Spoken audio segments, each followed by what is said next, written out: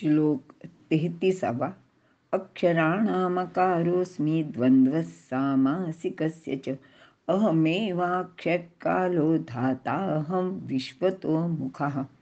अर्थ: अक्षरांपैकी अकार, समासामध्ये द्वंद्व, अक्षय काल, सर्वतोमुखी म्हणजे सर्वांचा आधार भगवंतच आहे, असे भगवंत अर्जुनाला इथे सांगत आहेत. विवरण: अक्षराणाम अकारोस्मी. अक्षरामध्ये अकार ही ईश्वराची विभूती आहे. ईश्वराची व्यापकता दाखविण्यासाठी हे सर्व सांगितले आहे. इतर सर्व अक्षरे ही अकाराचे परिवर्तित रूप आहेत. तोच अन्य अक्षरांचे रूपात व्यक्त झाला आहे. मूळ अक्षर अ असून सर्व वर्णमाला जणू अचे विश्वरूपच आहे. याचप्रमाणे अक्षर परमेश्वर विश्वाचे विविध रूपात प्रगट झाला आहे. अचे हे विश्वरूप म्हणजेच संपूर्ण भाषासुद्धा आहे. भगवंताचे विश्वरूप समजावून घेण्यासाठी हे अतिशय उत्तम असे साधन आहे. अ हे अक्षर देवनागरी लिपीमध्ये जसे पहिले आहे तसेच रोमन व अरबी, उर्दू या लिपीमध्ये सुद्धा ते पहिले आहे. बोलल्या जाणाऱ्या अक्षरात अचा अच प्रथम असतो. तर अगदी लहान मूलसुद्धा पहिला उच्चार अ असाच करते. द्वंद्व सामासिकस्य. समास म्हणजे सम अधिक आस, एका ठिकाणी अनेकांची उपस्थिती. द्वंद्व म्हणजे एका ठिकाणी राहणाऱ्यांचे परस्पर युद्ध.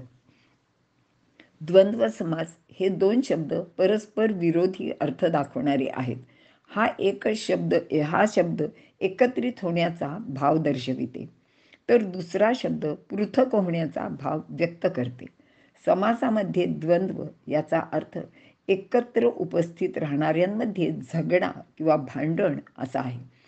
विश्वामध्ये सर्वत्र ही गोष्ट सातत्याने आपल्या निदर्शनास येते, म्हणजे सातत्याने ही गोष्ट सुरूच आहे. जसे भेदामध्ये अभेद, अविभक्ततेत विभक्तता, एकात अनेक असेच चित्र जगात सर्वत्र पाहायला मिळते.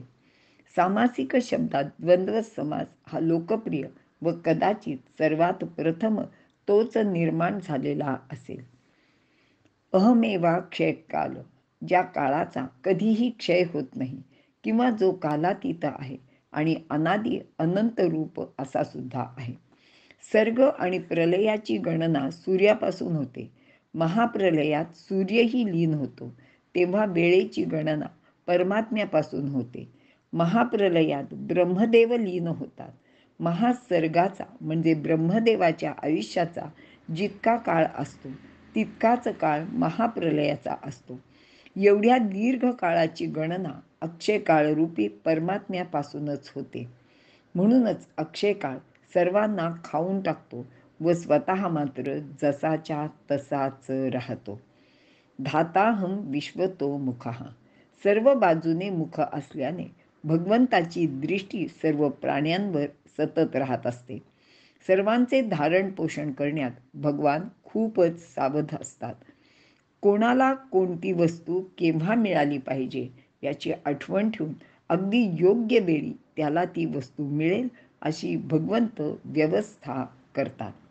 अशा रीतीने आकार, द्वंद्व समास, अक्षयकाल व सर्वांचे धारण पोषण करणारा जो धाता, ते सर्व भगवंताच्याच विभूती आहेत असे तू लक्षात घे, असे भगवंत अर्जुनाला इथे सांगत आहेत. इथे आपण थांबूया.